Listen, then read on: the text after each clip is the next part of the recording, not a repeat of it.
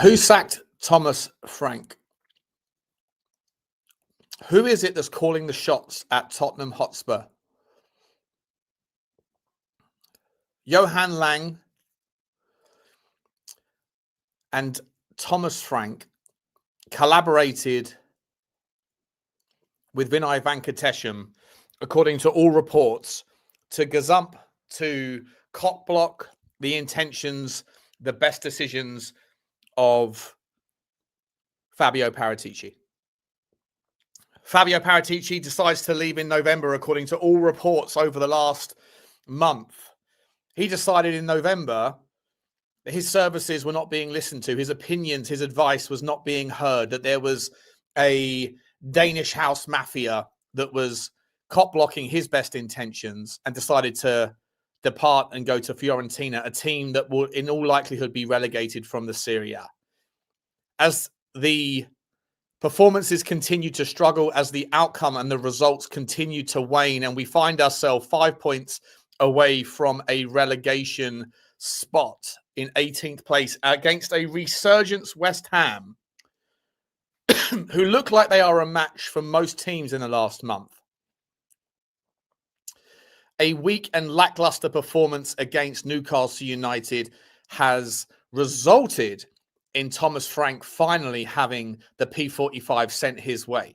But according to all reports today, it wasn't Vinay and it wasn't Johan Lang, and it apparently wasn't any of the 6 or 7 of the 9 personal staff that has arrived at Tottenham Hotspur in the last 9 months from Brentford that were championing such an outcome.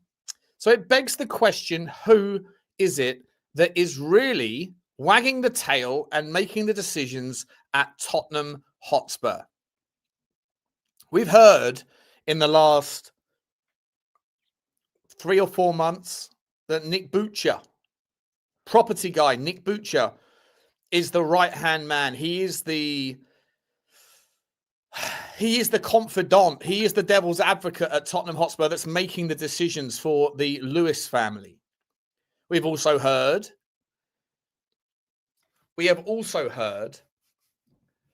that it's not just him. It's not just him that is leaning into decision-making. Why would he be doing such a thing anyway? He doesn't know anything about football. Well, guess what? Today, I brought this to your attention earlier on the Football Inc. show that's just finished. Big up to anyone that was over there.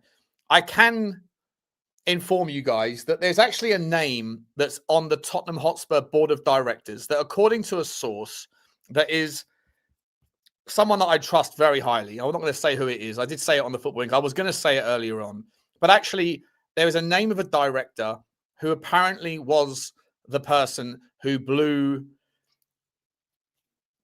the whistle, if you like, on time at the bar for Thomas Frank. And it's not Nick Butcher. It isn't Vinay. It isn't Johan Lang. It's actually an even more terrifying prospect than that. There are a lot of suggestions. Like I say, excuse me 1 second. I've got something on my camera screen. There's suggestions that Matthew Collicott is the guy who actually was looking at his department. He was looking at the numbers. He was the abacus mover, the guy who is the finance fella, the chief of revenue, the guy who has to figure out the commercial side, that was looking at various data points. And it was he, allegedly, who had some weight into the decision around Thomas Frank. I've seen Paul O'Keefe jumping on a certain bandwagon in the last hour, saying it wasn't Vinay and Johan Lang. They wanted him to stay. He's correct in that regard.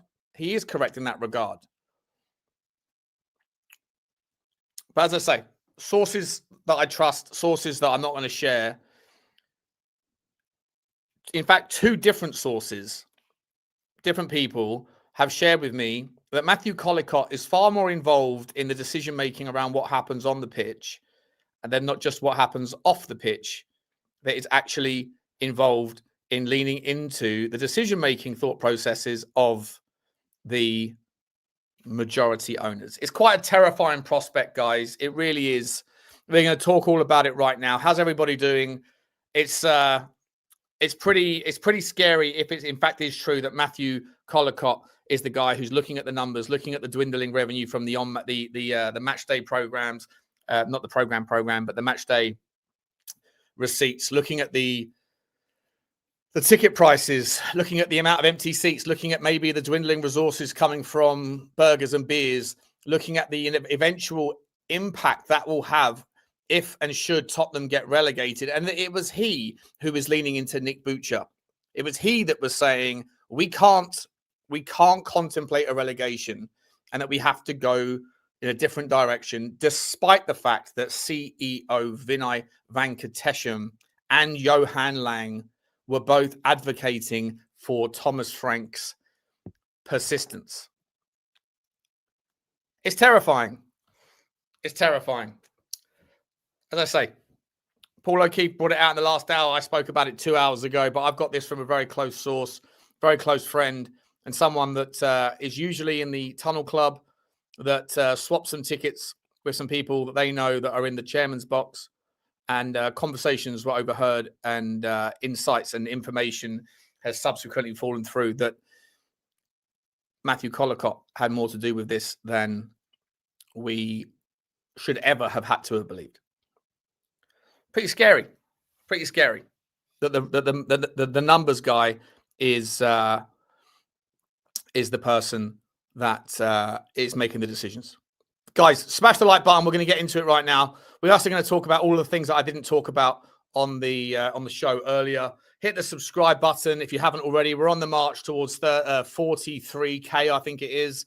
45K is the next big hurdle. If you like the stuff that we bring out on Spurs Talk Show, then please, like I say, hit the subscribe, hit the notification bell, and drop a comment. Let me know your thoughts on today's topics. We are, of course, also sponsored by OK Jersey. Code Sean at checkout gets you 8% off. If you know, you know, for all of your Jeremy Jacquets. I was just going to show you the Jeremy Jacquets that got sent to me. Really cool stuff. Need to lose a few pounds before I can squeeze into them. Go a couple of sizes up if you know, you know.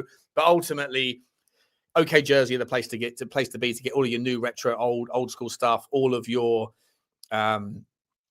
athleisure wear generally, branded, unbranded, whatever you want, you know where to go. 8% off using code Sean at checkout. We are also available. This show and every other show is immediately uploaded to your podcast platform. So if you can't watch this in live real time right now, but you do catch it later on, then you might want to, in the future, watch it via Spotify or Apple Pods or any of those things. Then check out Spurs Talk Show, search for Spurs Talk Show, give us a follow.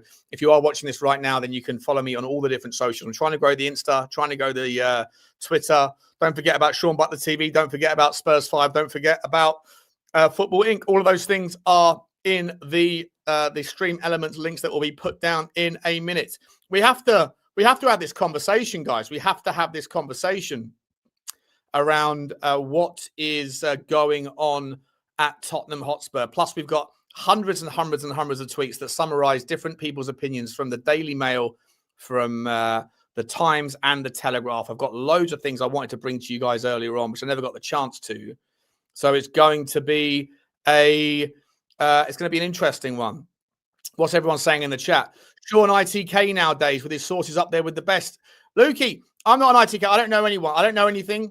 But obviously, I'm talking to certain people, and we do know, Johnny and I know certain people that know things, and two independent sources have come to me today. I can't tell you the second person because that would break his confidence. It would break his confidence. But that person, and I've met the guy he's talking about. They are Tunnel Club members, and they're certainly in certain connections in certain circles. And the two different, completely independent sources have said to me that Matthew Collicott is involved in major ways outside of his department. And from what I've heard, he's been looking at the numbers. He's been looking at the abacus and dialing up the kind of the big and the little size things. And he's been sitting there saying that this can't carry on. It can't carry on. And so the Lewis children are listening to people around their decision-making that does not necessarily directly come from Vinay. And in fact, Vinay is getting undermined or cop-blocked in his decision-making. I've got Hugo's coming into the show. Big up to you, Hugo. How you doing, my man? All right, mate. How are you? Good, mate. Good. It's been a crazy morning of people messaging me and having conversations and things. It's pretty wild, mate. How you doing? Yeah, good, thanks. I have to say it's probably no bad thing that some of the important decisions are being taken out of Vinay and Lange's hands at this stage. Yeah, but it's pretty scary though. The prospect. Listen, I don't rate Vinay at all. Haven't rated him since he got here. But I do have an issue with and I also have an issue with Johan Lang. You know? Yeah, no, the general thing that the people that are meant to be there for footballing reasons are being like circumvented or whatever else. I agree. It's like that's not healthy, but I think in the grand scheme, in this specific situation, from what I've been reading at least, Vinay and Lang would have stuck by Frank, and who knows where that would have taken us. Yeah, well, look, in my opinion, and I think most fans' opinions, Hugo, like I said after the Newcastle game, you have to make a decision now because the failure to make a decision. I don't know where you go from here, but I know where you go if you stick with it, which is down, right? I think that to me is obvious. I think to most fans, it's like it can't carry on like this. So you have to make a tough decision. But we're just fans, right? We don't have the insight into the relationship with the manager and the players in the dressing room. We don't have insight into the reality of the injuries. We don't have insight to anything. So we have a bit more insight into what was going on behind the scenes with all of the word coming out about what the players thought about, how Frank did things and the discontent and the general, like mutterings of, him wanting to be, Arsenal this, Arsenal that, and so on. So as the days progress, I'm sure there'll be more and more that comes out. But I think that the general level of discontent among the players, irrespective of the injuries, I think is out there for all to see, isn't it? I hear you, but in terms of like, just let's just sort of clear the air in terms of the fans' access to that stuff is still based just on the whims of the journalists, right? And it's always very interesting that the journalists don't say anything at all, and then all of a sudden, when the big decision change happens, like Thomas Frank going, all of a sudden the journalists suddenly bring out all of these quotes and these comments and these, according to sources, Thomas Frank, had lost the dressing room, or the players weren't a fan of this and the players weren't a fan of that. But they weren't saying any of that last week. They weren't saying any of that 2 weeks ago. I'm not suggesting for a second that these guys are completely making it up, but of course not. I think some journalists for sure do in terms of transfer rumors. That's just their game, and I participate in it, so it is what it is. But in terms of like the fortuitous timing of their sources, it's it's always after the fact, right? It's a lagging indicator. I think that's normal. If you were hearing that stuff from journalists, quickly, Hugo, if you were hearing that stuff from journalists before the needle was moved, then you would say, okay, well, this guy was calling that stuff, months ago, and now it's transpired in that regard. But these people don't do that. It only ever comes out afterwards. So my point being that whether they're right or wrong, we don't know. We just go on what they say. However, for me, we don't as fans know anything, right? We don't know. We don't really know. We trust what we trust, and a lot of people just align themselves with information that happens to suit the narrative. Is that fair? Mm-hmm. Yeah. No, I think my point being though is, it would take a journalist with some pretty big cojones to, nail their colours to a mast. If, for example, they'd have come out and they'd have, thrown all of this stuff out, and then Frank had been given more time and he had turned it around, then obviously they'd be left with egg on their face, right? So I can see why, they wouldn't necessarily put it out into for all to see until it was after the fact. All of that to one, yeah, I hear you on that. All of that to one side, though. let's assume that the people within the football club have closer access to the information, the source, than we do generally. Mhm. Let's say all of the things that are coming out are true, that the players didn't believe in Thomas Frank's methods, had given up, yada, yada, yada. If all of that stuff is true, and yet Johan Lang and Vinay, again, basing on what we're hearing from the sources that are out there, that Johan Lang and Vinay stood by Thomas Frank and were urging the decision makers, whoever they are. And by the way, it's also scary that Vinay isn't the decision maker, because he's basically occupying the position that Daniel Levy occupied within the football club, and Daniel Levy was the decision maker. So if you are the CEO of Tottenham Hotspur Football Club, but you have to go to someone else to get the sign off on certain things, then the rumors around the fact that he's a CEO but it's a fake CEO, they were true as well. If you are Vinay and you can't make the decision, or if you think you are the CEO and your decision was to stick with Thomas Frank, and yet somebody else above you in the food chain that shouldn't be really diving into the decision making process has phoned you up and said, no, we have to make a decision that's different to what you want, then I'm not sure what's worse. Is it the fact that the decision maker wanted to make a decision that was an abhorrent and a bad one, or the fact that he wanted to make that decision but didn't have the authority to be able to command? But is it the chicken or the egg scenario? As in, Vinay had the opportunity early doors, to show himself to be a strong CEO with the director of football scenario, right? He had the opportunity of saying, all right, Paratici's back, he's the man, and just like Aston Villa, Johan, you can be demoted and, you can go and look after the littles, right? But he didn't. He had the opportunity to set the stall out early, to show some sort of level of authority and so on. Failed at that miserably. That blew up.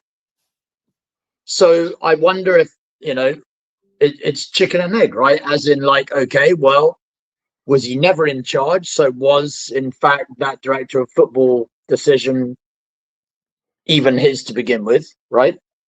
Or was he in that situation to begin with, and because he's shown himself to be inept and incapable of making decisions, let's be honest, I think the general consensus among the fan base is that Thomas Frank should have been fired a long time ago, right? Not only, should he have been fired after the West Ham game, arguably should have been and could have well have been fired after the Chelsea game. And if you go back probably far enough, probably after the Arsenal game, right? Which then would have given us ample opportunity to have gotten someone in a lot sooner in advance of the January window. And then you look at the general state of whatever for the January window, whether you believe that, Thomas Frank, he was always going to be a matter of, fired, and so they didn't want to back him, or whether you want to believe actually that, Vinay was giving him the benefit of the doubt and that he was always going to carry on.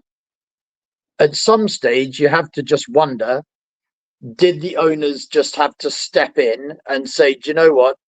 You've shown us not once, not twice, but on multiple occasions that you're incapable of making the important decisions that come with the stature of being CEO. Correct. And therefore, your word counts for not a lot. And Correct. So the power is being taken away from you. And my general hope, honestly, this is my opinion, for whatever that might be worth, is, I don't believe that Vinay has what is needed in order to run a football club. I sure as heck don't think that Johan Lang has any business being, the DOF at our club. And I think he can take his, former number 2 from Aston Villa with him in Mackenzie. Get rid of these people if they want genuine change. Like they ultimately were all of Daniel Levy's people, right? And if they've shown that they are not good enough to do what they are being paid a considerable amount of money to do, get rid and replace. You've got the full opportunity now that Frank, who was also Levy's last act of business, right? Was it his last act or was it Vinay's first act? Well, again, he was at that stage. Vinay was number 2, wasn't he? He wasn't number 1. Well, no, before Thomas Frank came in, Vinay dropped his first video saying, I'm now taking in charge, but don't forget, like, there's not going to be anything any decision that we make that's major that we're not lockstep, Yeah, but the reality is that before Levy was canned, right, Vinay was number 2. Only after Levy was canned, by which stage Thomas Frank had been hired. I'm not sure that's not quite right. I think actually Daniel Levy was still there, and the video dropped that Vinay was taking over footballing operations, and that might have been like a face-saving experience or whatever. But Levy was still there. He was still there. Right, so he was still the head honcho. The Vinay Levy interview happened before Thomas Frank emerged. But just quickly though, just for what it's worth, Hugo, I 100 and big up to you, Adam, for joining. I 100% agree with everything you're saying. In principle, that if Vinay has been brought in as the, let me just put you guys on mute. Someone's got a loop there. I don't know what it is. I'll shut up in a second. That Vinay came in as the CEO when Daniel Levy moved on. When Daniel Levy was thrown under the bus, Vinay took over all operations. Okay, he's the CEO. He said, "I'm going to be number 1." That's the mandate. That's the remit. I 100% agree with you that he has made a series of categorically awful decisions with regards the big ones, right? With regards, how long did you keep on with Thomas Frank? Giving the dual CEO thing, the DOF thing, absolutely shambolic.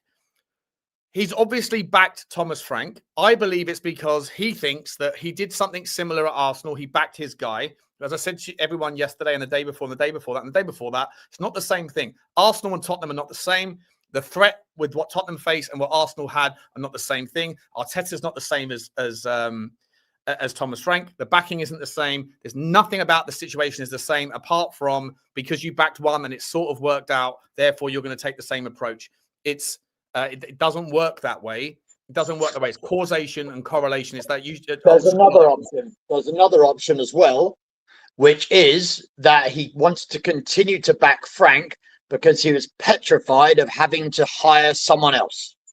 Correct. Which is the problem that we're now facing. Correct. Which again is like we're sat here and it's looked paralyzed. There's no contingency. There's nothing. Which any which way you cut it, just makes it look like they wanted to take the easy option, was to continue to employ Frank, because it meant that they didn't have to go out and actually apply themselves in hiring someone else, right? Because they've already shown their ineptitude the once, if you're to believe that indeed it was, Vinay who was making that decision to begin with. I don't know if he really was. I always, all roads tended to lead to Daniel Levy. He admitted he signed off on everything himself, Daniel Levy.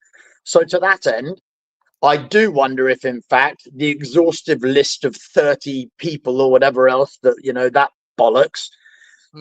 I do, in fact, wonder if actually Vinay was just the one that, between he and Lang, they were the ones that compiled the list. But it was Daniel Levy that ultimately signed off on who it was going to be that walked through the door, right? So maybe, but maybe not. I don't know. But either way, if what has come out to me today, if it's true, and like I say, from 2 different sources, right? Yep. My man who knows a thing or two about training ground stuff. Yeah. Right? They've been in certain scenarios in the last 24 hours. 1 second, sorry, Luke. Hugo, let me put you on mute because the echo's horrendous. They've been in certain scenarios over the last 24 hours where he has said, those people have said that Matthew Collicott is in those meetings, right? And then I hear from someone else entirely separate who doesn't know the other guy at all. I mean, he knows people that have got the Tunnel Club and the whole thing with the chairmanship. They swap seats with the chairmanship, the chairman's lounge. With the chairman's lounge, whatever it is, right? And they were at the dinner after the game, before the game, all that stuff. And they heard the same things, that it was Collicott. It's Collicott that is sitting there looking at the numbers, and that it's he that is talking to somebody else at Tottenham Hotspur, whether it's to the guy Belcher, whatever his name is, and then that gets then referred back. Either way, if that is true, and the people that I know have got no reason to lie to me on either scenario, they wouldn't. If that is true, then Vinay and Lang have been undermined. Their footballing opinion has been put to one side because of the influence of people that have nothing to do with football and everything to do with money. And that the owners are taking that perspective. On that basis, and I'll bring Adam in now. Adam, big up to you, mate. I'll take yourself off mute. On that basis, if that's true, again, I don't know. Oh, that echoes horrendous. If that is true, then Johan Lang and Vinay have to go. Correct, Adam, or not correct? 100%. I think that Vinay and Lang have to go. It always says it never sat well with me that Vinay is ex-Arsenal. I can't stand. Why do we always go to the wells of the rivals that we can't stand? That really annoys me. Now we got Rudiger coming in apparently in the summer. Great player, but why do we always go back to Chelsea? It never sat well with me that Vinay was there. He does also seem very spineless compared to Daniel Levy. So for me, I don't like him, and Lang I like even less because he doesn't seem like he knows what he's doing. But my question in this scenario is, if it's all about money, and he's done so I'm not a money guy, but I'd like to know what it means. That you're saying like he's done all of the work with the advocates, and he's gone like, no, Frank has to go. But surely Frank going is the least lucrative, if that's the right word, thing to do, because you're paying off the manager to not do the job, and then you're getting somebody else in, and you're going to have to pay them. Like, is it because they're thinking long term? It's more money to win. And what I want, like, if Lang and Vinay being undermined is a bad thing because it upsets the apple cart, fine, and we can look at that in the long term. But what does it mean in the immediacy? Are they going to start putting money into the football because that's the most lucrative thing long term, or what does it mean? Adam, let me quickly bring you again because your echo's horrendous. It's clearly the threat of relegation, right? Collicott's looking at the numbers, right? And here's the factors, right? Here's the factors you have to remember. We've got a shirt sponsorship deal that's up for renewal. Right, next season we don't have a shirt sponsor, from what I gather. As it is, the AIA thing finishes right now, or in 3 months' time, 2 months' time, and we don't have a renewal for that yet. Obviously, they're looking at the match day revenue that are coming in this season. Last season, despite the fact we finished 17th, there was no impact on attendances. There was no impact on beer sales. We played more games at home because of our Europa League thing. And obviously, we got through all the way to the finals. So the additional games, semi-final, quarter-final, all that stuff. So last season, we had our best revenue ever, a record revenue. I think Collicott's looking at the numbers this season and thinking, we haven't got a shirt sponsor and there's the threat of relegation. So what happens there if that goes down? What are we going to do? We're going to sign a new sponsorship deal as a championship team? Not going to do that. Not going to do that because it's not a 1-year deal, is it? It's a 10-year deal or whatever else. So they're not going to necessarily, or a 5-year deal. They're not going to necessarily want to get on board that negotiation style. Number two, clearly it's not just a Tottenham thing. It's a Premier League wide thing. You can see there's empty seats at every stadium because the economy's on its knees and people don't enjoy the football anymore. People are bored of robotic football. It's not enjoyable. City have got empty seats, Forest empty seats, United empty seats, Liverpool empty seats, and Liverpool have never got any empty seats. So it's not just a Tottenham thing, but it is a theme. If you go to the Premier League and you go down to the Championship, then the stadium's going to be 25,000 people a game next season. Like absolutely catastrophic. You still have those loans you've got to pay. You still have the terms on the loans, all those conditions that have to be met. On top of that, obviously, yeah, they're looking at the cost of sacking Thomas Frank and the cost of replacing Thomas Frank, all those sorts of things. But the cheapest solution, as always, for a football club is to sack the manager and try again. But if like I say, if it's true that Matthew Collicott is the guy that spoke to Nick Butcher and said, no, you can't listen to Vinay and you cannot listen to Johan Lang on this one, because if it stays the way it is, we're going to go down. And if we do, financially, we are crippled next year. Then I'm glad that he made the call, because I agree with the call. I do agree with the call. But my concern is the precedent. Well, is it a precedent or is it a continuation of things we weren't aware of before, Hugo? Which is, or we assumed maybe, which is the decision is about money, not about football. Well, I think we know that the general consensus is that it's been run as a business and not a football club for a long time. My point being is, and what I suspect is the case, is that, you know, the last of, although Collicott was one of Levy's people, wasn't he? So, I mean, he might be, I don't know who else. Collicott's been there for years. Yeah, I know. So I'm just trying to, I mean, he's part of the furniture pretty much, right?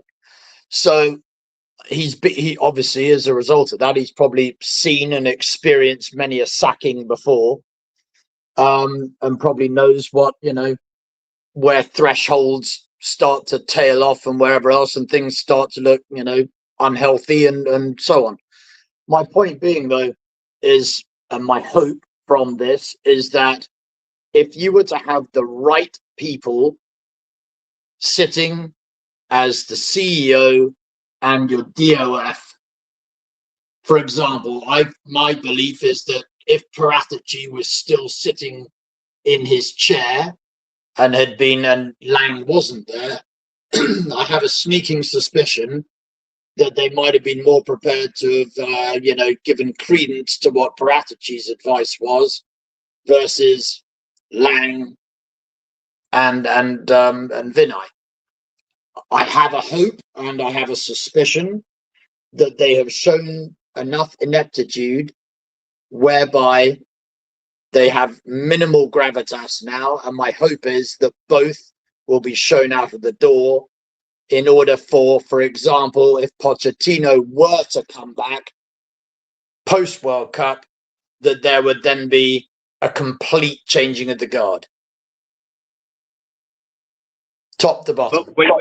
When you say complete changing of the guard, like, are we going to see, like, I think if Sean, what you're saying is true about their motivations, and it's literally just avoid relegation, there's a sponsorship issue, that's what, you know, and sacking Frank is absolutely necessary to make sure that revenue doesn't plummet, then, like, for me, if that's always the motivation, and again, you know, we heard Ange say that, you know, they're never gonna break their wage structure and stuff like that, then it's not, like, I don't just want Lange and Vinay gone, I want Enoch gone. And I know people have been on that drum for ages, but seriously, like, if that's the way it is, like, get them out of here, because we're not a big club. I had this argument, well, not argument, there was, you know, a back and forth in the WhatsApp group about, like, are we a big club? I said, look at the table now at who the big six are, and that's the real big six. That's the legit big six. You know, Aston Villa are way ahead of us in the pecking order at the moment. They legitimately are. And people are telling me, no, we're a bigger club. I'm like, since when, though? Like, are you talking about the 1900s? Like the mid-1900s? Because I don't, for me... No. What are we doing here? Aston Villa were in the Championship 4 or 5 years ago. No, I'm a bit tongue-in-cheek with Aston Villa, but I'm saying that, like, let's not act like Tottenham are a big club if we're not going to act like a big club. You know, like, we have to be bringing in the same ilk of players that the Man Cities and the Liverpools and the Man Uniteds of the world are bringing in. Forget that. You're not going to, Adam. You're not going to. Or else, what are we doing? What are we doing? Well, let's not call it all Big Six club then. We're not going to be able to make that jump. There's so many different stages from where we are now in order to be able to even attract that level of player, to be able to be on that same sort of, you know, level with City or whatever else. We could have. That's not true. Sorry, Hugo. That's not true because we got Xavi Simons. I'm sorry. We got more players even at that level. We got him. Like, we can get the players as long as we give them the money. Like, Xavi came in, as far as I know, he's either on level money with Romero or he's the second most, right? So, like, give the players the money and get more of them. Yeah, we lucked in. then- We lucked in. It wasn't like we actually, we lucked into Xavi Simons. He wanted to go to Chelsea, and it was only because they signed Garnacho that he fell into our lap. That was it. Let's not conflate certain scenarios here, right? So He still came though. He still came here. Yeah, I agree. Guys, by both of you are echoing like mad. It's going to destroy the stream if you keep. I'm not unmute yourself. Please relax. I'll unmute you guys each one at a time. Like otherwise, it's going to the echo is just like mental. The situation with regards to wages, right? It's clear that the club want to raise the wage structure, but that doesn't mean that you're going to get the players that are of the highest ilk. Okay, we saw that Tottenham wanted to get Semenyo in January. We offered £50,000 more a week than what Manchester City were willing to pay. He chose City.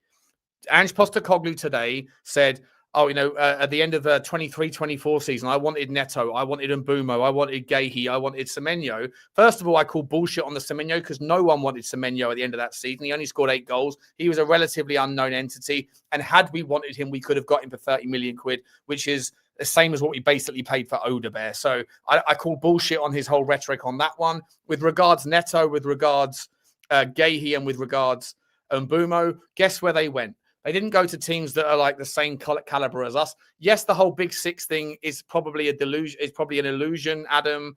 I hear you on that. Tottenham are not there. Like the other clubs have got a higher propensity of winning trophies. That's the biggest draw. Tottenham fans, for me, always think of themselves as part of this kind of this Big Six thing where we're basically, because we're part of that group, therefore we have the same amount of ability to attract players as those guys do. And the reason we don't is because whatever the latest low-hanging fruit in the argument against the ownership was, it used to be we don't spend the money. As soon as that stopped being the case, then it's we don't pay the wages. Now that's not the case. Right? Now it's all fuck it. Then Tottenham owners are just fucking shit. Actually, it's because Tottenham fans are not willing to look outside of Tottenham Hotspur to understand why it is that we are not capable of winning as many trophies. And a lot of that has to do with obscene wealth in very few hands, and the Chelsea coming to the party and Manchester City coming to the party a little bit later, getting ahead of the closing of the gate after the horse has bolted with regards PSR and FFP. Does that excuse Daniel Levy and ENIC of all of their lack of ambition? No, it doesn't, but it's certainly a variable that people need to understand and people need to consider. They refuse to consider it because it doesn't suit the narrative or it's too much of a lazy mindset. But in my opinion, the reality is that you could offer certain players 300 grand a week. We've gone from 200 to now maybe 250 or whatever it is. But, Semenyo wants to go to somewhere else because there's a higher propensity of winning trophies. That's the reality. Same at United, it's a bigger draw. Same at Chelsea. Why did Chelsea get into that bucket but we don't? It's not just because Tottenham haven't had ambition. It's because Chelsea had the Abramovich era when they got in front before the rules were in place and they bought themselves a lot of trophies that come with that brand. It's a cheated brand growth, but it is what it is. Same with Manchester City to a different degree. Tottenham fans don't want to hear that shit because they just want to blame someone within Tottenham. I've said this for 3 years and I stick to it. My point being that Vinay said he wants to raise the wage structure. But if Johan Lang, if Vinay, if Thomas Frank, if Tottenham fans have always thought the reason why we can't attract the best players is because of the wage structure and that's it, well, guess what? I said it wasn't the case and it's been proven right. Semenyo could have come to Tottenham and earned 50 grand a week more than what he earned, what he's going to earn or what he is earning at Manchester City. There's other things that come into play. It's other things that come into play. And unfortunately, I've almost finished. Adam, I'll bring you in. Unfortunately, Tottenham are now rolling that roost. But I'm not blaming. That's not a Vinay problem. That's not a Tottenham. That's not an ENIC problem. My concern for the purposes of today's channel, today's video, is how can you allow Vinay to stay at the football club if he wanted Thomas Frank to stay and a fucking accountant said we can't let him stay and the owners sided with the money man rather than the apparent football man? That to me is the question. Forget about the wages, forget about the attraction, forget about the growth, forget about all that shit. How can Vinay and Johan Lang stay at this football club after today if it's true that the reason why Thomas Frank is no longer here is in spite of our football people backing the manager, the non-football people had their voice heard? That's what I need to answer. That's what I need a question to. Go on, Adam. Sorry, I'll let you come in first, mate. Take yourself. You unmute yourself, not me. Cool. I can't speak to whether Ange was talking through his arse or not with regards to Semenyo, but what I will say is that I think there's a hole in your logic, because everyone was loving Semenyo last season as well. He wasn't the player that he is this season, but I wanted Semenyo at Tottenham last season. You could see the kind of player that he was. No, that's all I'm saying. No, he was talking about this before he got sacked. No, he wasn't. He was saying summer of his second season, his first season. Okay, I'll have to run the tape back. But the other thing then is what you're saying is like I just don't buy this whole situation. Like, I think you contradicted yourself. If I'm not being too rude, just by saying that the Man Cities and the Chelseas of the world, right? They didn't have the trophies. They bought all their trophies, like you said. And how did they buy all their trophies? Because they offered mad money to big players to come in, and they bought into this idea that we're going to be the next big thing. And then they got the Sergio Agueros, they got the massive players before they had F all, right? So why aren't we doing the same thing? Chelsea were a nothing burger until Abramovich came on and started throwing dirty money at whoever he could. And then Man City are doing the exact same thing. So we don't have dirty money. We've got money, right? And there's absolutely no reason why we can't be like, let's sell the project.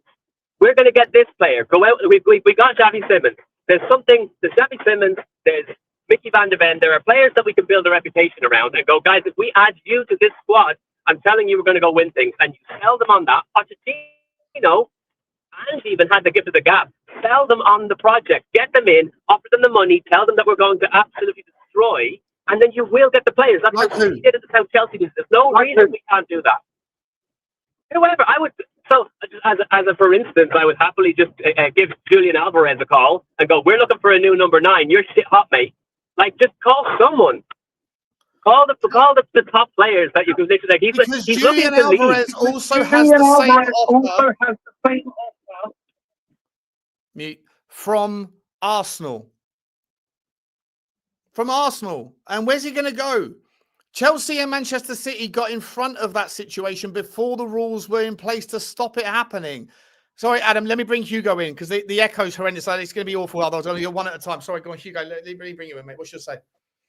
Yeah, I mean, that was the fundamental thing, right? Is that before the rules and regs came into place, it was like the Wild West, basically.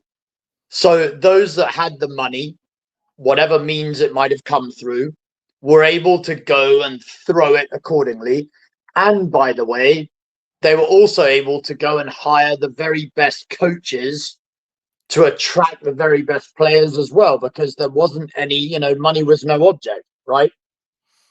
Which was always my point about Frank, is that above and beyond the fact that we are not as appetizing to top players as, the other teams that have got squads that are worth, twice, 3 times what our squad's worth, because it's full of, better players, the likes of which half of, their benches would be our first team, right?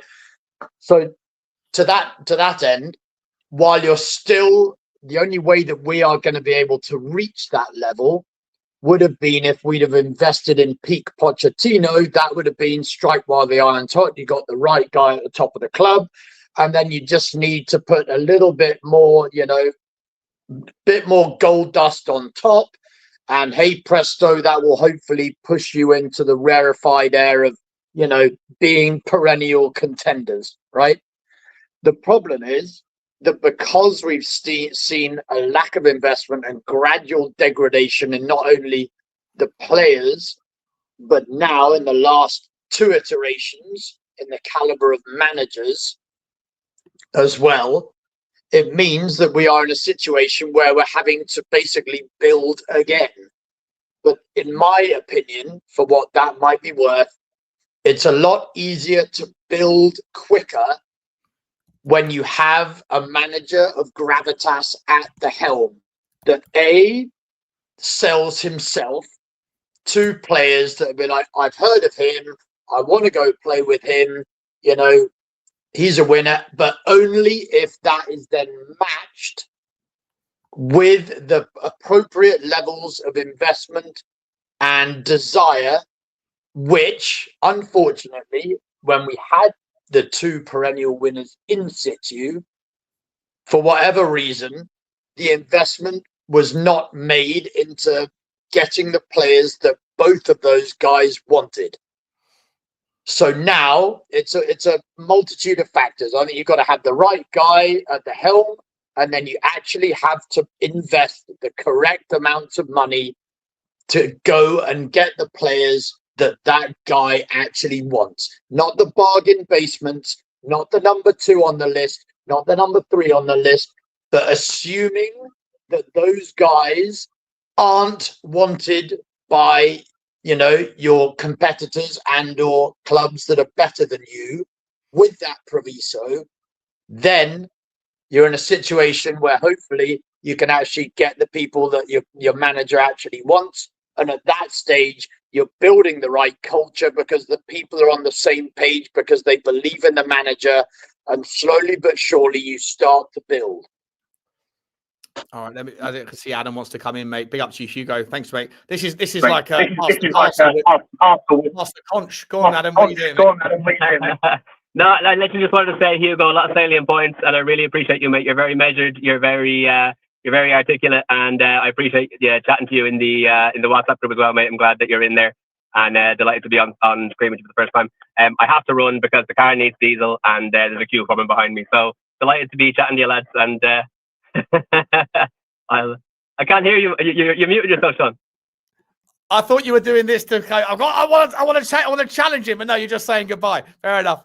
Big up to you, Adam. Thanks, Adam. Thanks, mate. God bless. Come on, you Spurs.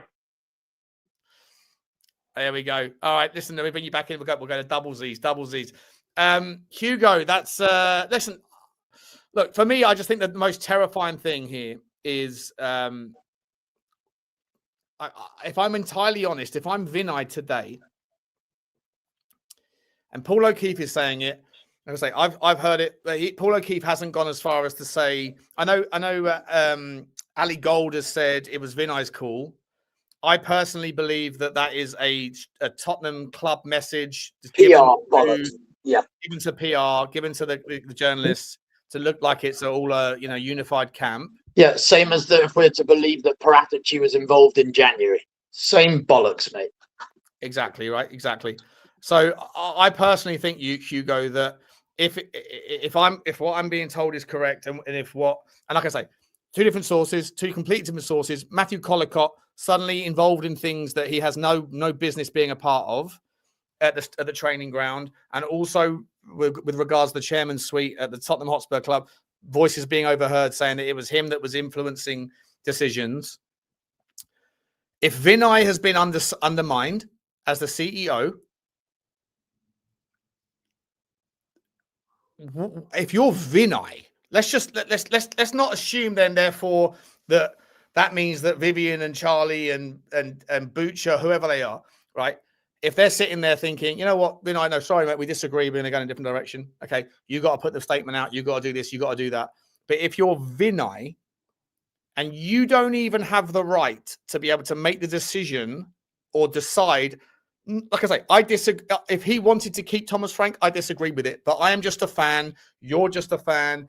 Everyone in the comment section is just a fan. We don't know what's going on. We see what's going on. We can watch the football and we have our own opinions. But if these people decided what they wanted to do based on the fans' perspective, they would change their direction every day because the fans change their direction based on the wind, right? A lot of flip-flops out there.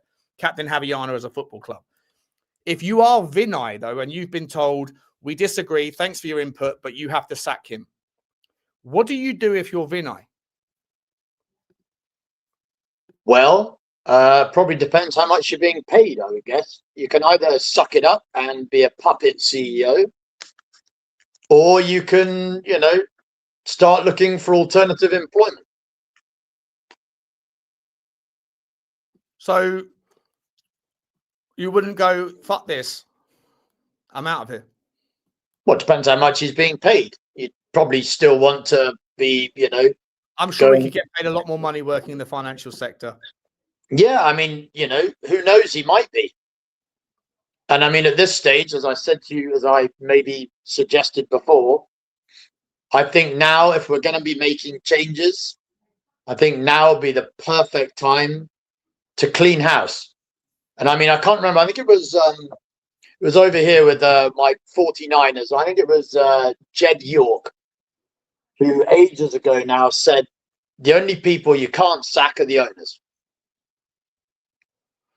And that's true, like ultimately what they can do in order to deflect negativity and whatever else away from them is to say, do you know what? These people didn't do what they were meant to do. So see you later. And that buys them, as we know, time and again, that will inherently buy them at least 6 months to a year of, no stress or anything else, because it keeps the noise away from the door every single time, right? But in this particular situation, for what my opinion is worth, I don't think we'd be losing anything replacing Vinay, replacing Lang, and he can take his lackey Mackenzie with him too. Yeah, I agree. I agree on that. But again, who's making the decision on that? And are these people qualified to make that decision other than just I'm getting rid of Vinay and Lang? Is it Matthew Collicott? This guy is an advocate. He's a bean counter, mate. Yeah. I would hope that, now that obviously Levy's gone, I would hope that there is a committee of sorts. And, I'd heard ages ago that that David Pleat was lurking, and being consulted occasionally. How old is David Pleat now? Ancient. David Pleat is 81 years old. Well, that might be so, but he still knows football and he still bleeds Tottenham, right? So you'd have to hope that at least he could sit in a couple of meetings or be on a couple of Skype calls. I'm not Skype calls. What I'm on, I'm having a 90s remix. Like a Zoom call or whatever. Do you know what I mean? You'd have to. I don't know if I reckon he's still on a burner phone, mate. If I'm honest, I don't know if he's. Yeah, he's probably like my old dear. He's probably on a flip phone. But this is a massive issue. Of course it is. Entirely honest here, Hugo, right? I completely agree, mate. But the reality is that at the moment, from what we know in, who sits on the board and so on, is there are no footballing folk that live at that level of the organization, which means, he got rushed to hospital yesterday. I didn't know that. I hope he's okay. Nor did I. Oh God, I feel terrible now. No, it's all right. I didn't know. But yeah, to that end, you have to hope that they're going to be picking up the phone and having certain people consult for them, right? In order to do it, you've got to hope. I mean, they don't seem to have any other problem bringing in consultants for every other, thing, like doing an audit of the company to find out about Levy, to do an audit of the medical department, this, that, and so on. They seem to be perfectly adept at bringing in consultants for everything, apart from the very thing that matters most, which is fucking football. Mate, but can we just, because I get the echo's going to be terrible, let me just have a couple of minutes here and I'll bring you back in. Guys, and to you, Hugo, right? Can we just like level set here for a second, okay? So 6 months ago, a year ago, we were languishing in this time last year. I think we were 13th in the league. We were in the quarterfinals of the Europa League, right? We're all talking about getting rid of Ange Postecoglou. Daniel Levy makes the decision to keep him. We ended up winning the league. We ended up staying up because of the other three teams that were worse than us. In that period, in March, Peter Charrington comes in. Okay, guys, this is how bad it is. Charrington comes in as a non-executive director. He's a fly on the wall. He's basically there. He's Joe Lewis's right-hand man as a lawyer, based out in the Bahamas. He's his financial guru.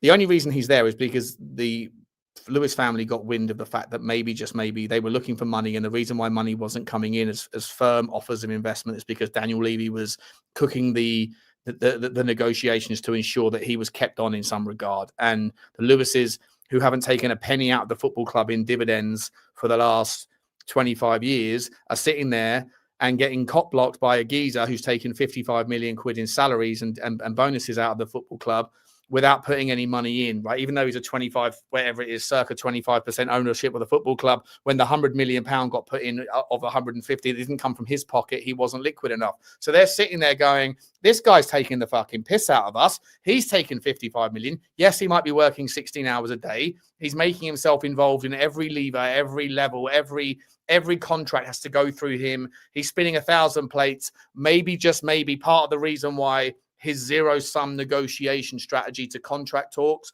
is because he doesn't have the time to actually get stuck into negotiations, because he's got, in 15 minutes time, he's got another meeting about the toilet paper sponsorship contract or the Grenadier sponsorship contract. And so he basically says, here's my line, give me a call when you come and meet me at it.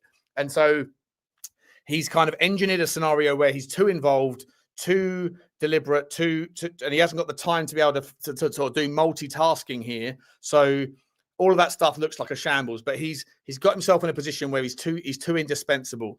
The club have come in, they put in Charrington in place. At the same time, they had people in place, the Rothschild Bank, that were trying to get themselves some sort of sale or some sort of investment. Levy gets engineered out. Charrington comes in. Vinay comes in. All of a sudden, we win the Europa League. Somebody somewhere in that club decides that that finishing 17th and winning a major trophy isn't enough. Ange Postecoglou goes. Ange Postecoglou today or yesterday, whenever it was, all of that news comes out. Ange is doing his thing to paint, like, not my fault, Gov. One point, I'll put the finger over here, even though it didn't acknowledge any responsibility or accountability for any of the things that he did. Right, this is the situation we're in. Suddenly, Vinay is then promoted. Other people, Donna Cullen, she's too influential because she's got his back. He's got her back. She's on the board. Let's expedite that delayed retirement anyway. You can fuck off as well, Donna. Daniel Levy's gone. You've got new people at the helm. You got the Paratici, you got the Vinay, and you got the Johan Lang conundrum. It's an absolute shit show. We've hired more number twos. We've hired a director of communications, a director of marketing, a director of medicine, a director of this, a director of that. Everybody's a number two trying to fill the power vacuum in which Daniel Levy left. It's a fucking mess. You hire Thomas Frank. It doesn't work out, and all of a sudden, when the shit hits the fan progressively, but regressively hits the fan, it starts to fall off the sliding door. According to all reports that I'm hearing, it's not Vinay who has the decision on the footballing decision on whether to keep him or otherwise. And Johan Lang also gets sidelined because the Danish house mafia are finally cock-blocked by a finance bro, who until now, as far as I've been aware, I've never heard his fucking name mentioned once. I've never heard his name mentioned once. First of all, what is Charrington still doing at the football club as the executive, non-executive, wherever it is, chairman, director thing? That guy came in as a finance guy to figure out what it was that Daniel Levy was doing. Daniel Levy has now left the football club. The people that Charrington employed to audit the football club have ceased to work. The people that Charrington and Vinay and Charrington and Levy and everyone else employed, the Rothschilds, that whole company, that relationship has been sacked. What is Charrington's value at this stage? The answer, as far as I can tell, is zero, but he is still involved. What is Donna Cullen's value? She's gone. What is Levy's value? Gone. What is Paratici's value? Gone. What is Vinay's value? Well, according to reports today, nothing. Zero. He's being cock-blocked. He's being completely undermined. What about Johan Lang? On big decisions, zero. What the fuck is going on with this football club? Because we were told that there is a huge undertaking of a new project, a new process, a new era. We've got this guy coming in, that guy coming in. We got communications and fucking ex-Arsenal people up the wazoo. We got loads of them, all because of Vinay. And Vinay, in his first major decision around footballing matters, has been undermined by the finance bro. Hugo, it's a mess. And I don't know what we can do from here apart from to sack them all. But I don't know if they're getting sacked by the finance guy, who the fuck's going to be employed? It's probably going to be a finance guy. My view is that all of the rest of them that were brought in are basically subservient to Vinay, right? His background, as we know, is finance as well, is it not? So, you know, yes, he was at Arsenal before, but I think that's the only real, you know, exposure to football he's had. They had their main football guy, what's his name, the Brazilian at Arsenal? Edu, thank you. I think he was the guy that was making the majority of the footballing decisions, was he not? Supposedly. But he's now at Forest, and look what's happened there. It's just as much of a shambles there. Well, yeah. I mean, you know, I think it's about having the right blend of people, right? But when you've got the other half of the Danish pastry, you know, who's useless, frankly, and, you know, it only then serves to make Vinay look even more inept than perhaps he already is. Because if you've got two inept people in two key footballing, you know, places, then what do you have? Answer, not much. Actually, three, because you had Frank, who wasn't up to much. You then had, you know, Lang, not up to much. Paratici, not even there. He was evidently on gardening leave. And then you've got Vinay. So effectively, you've had four people doing about a sum total of next to nothing. Well, for a Premier League football club, that's embarrassing. I mean, above and beyond the fact that we're a general embarrassment anyway, right? But I'm just saying, like, ultimately, at least if you had two people that were competent to what they were doing, it makes everyone else just look a bit more competent generally, right? Yeah, 100%, mate. I'm looking at the situation right now. Again, we don't know anything, right? We're hearing things, but as I say, for me, the sources that I've had are you know, I'm gonna have to play the jingle because I've got to protect myself from future mudding. They are just sources. They are sources. Where's my sources jingle? Let me find my sources jingle.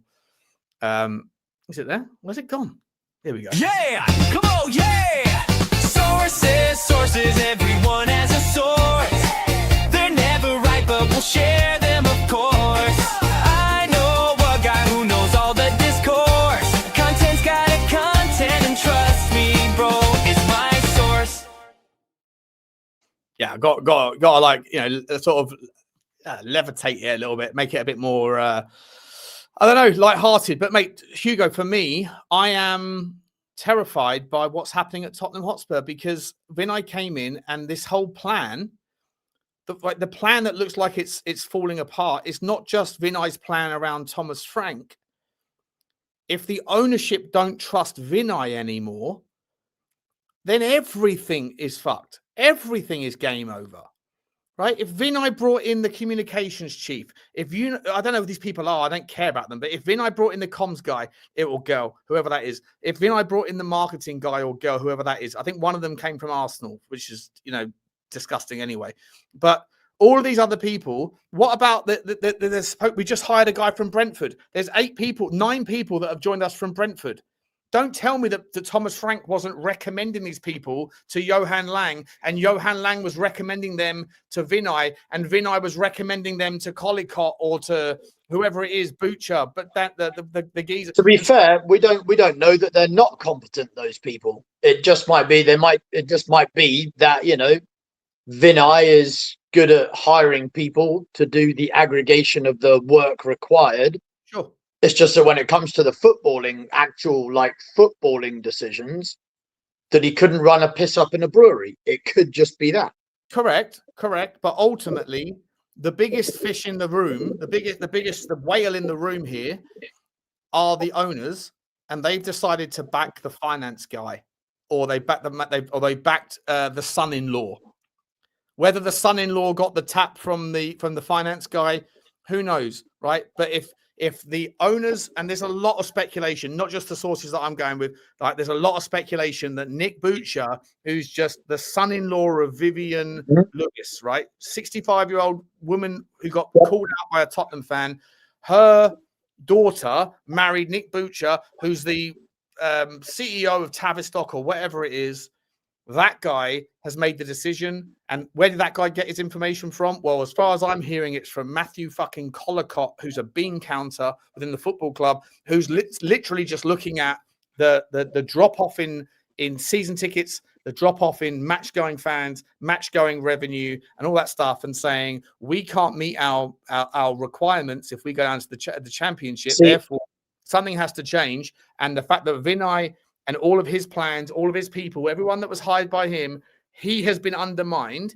To me, this is like bigger news than it's being put out there. This Thomas Frank sacking, whilst I agree with it, it exposes a bigger problem at Tottenham Hotspur, which is you've got a bean counter that's making the decisions. Well, my view, for what it's worth, again, is that it doesn't seem to me any coincidence that Charrington was at that home game against Newcastle, sitting there with Vinay.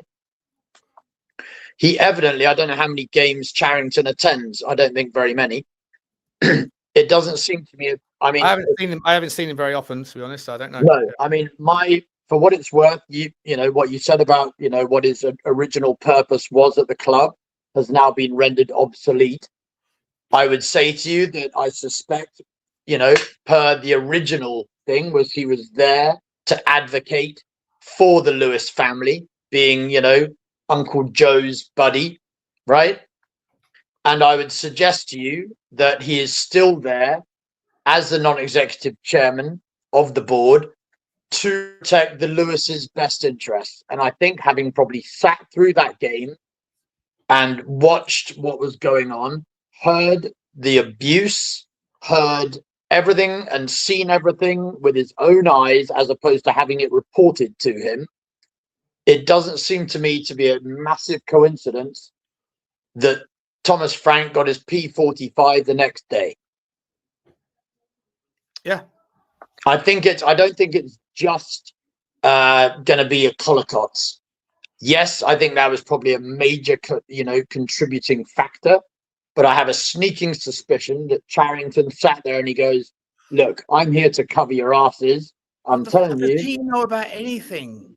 Nothing other than common sense, when he's just sat there and he's heard that, things aren't good. So if it's him, if it's Collicott, if it's Butcher, whoever it is, right, and they've gone, sorry, Vinay, nah, we're not listening to you on this one. And sorry, Johan, we're not listening to you on this one. They are essentially now lame duck employees. They're Correct. Employees, right? You might as well, you've got to pick them out as well. Which leads me to the next question. Who the fuck is going to lead the march on the next manager right now? Well, that's what I said about the whole consultant thing. You're going to need to employ consultants because, they don't have the expertise. You can't hire a consultant to determine who your football club's next manager is.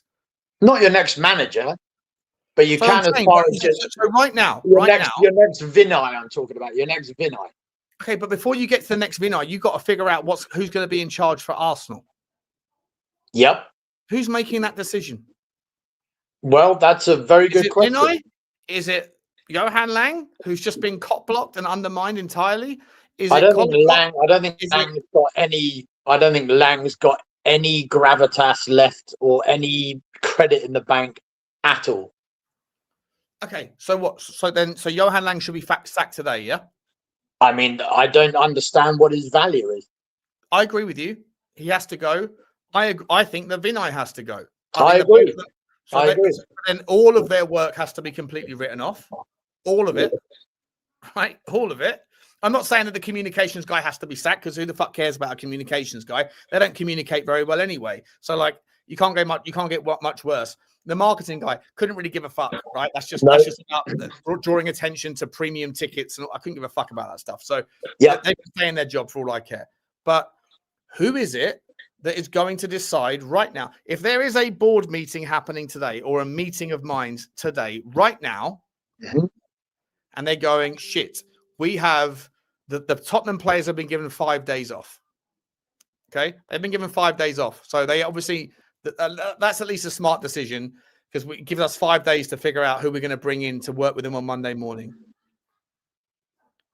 who's making the decision? If Vinay and Johan Lang were undermined on the decision to keep Thomas Frank, you can't listen to them on their decision on who's next, because you already disagreed with them on what they wanted, and their decision was to keep Thomas Frank. Yeah, but So I think those from guys what aren't I've making the understood, decision. Who the fuck's making the decision, Hugo? from what I can understand, is the topic of getting rid of Frank was the soup du jour topic, every freaking home game, wasn't it, in the boardroom?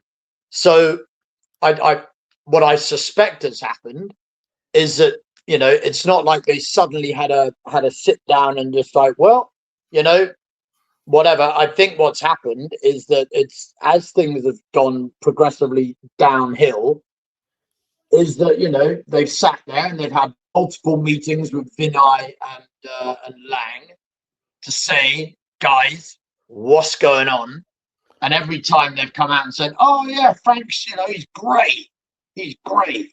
And every time the fortunes just not only continue to tail off, but, rapidly hurtling towards relegation, at some point, they just go, enough's enough. Right?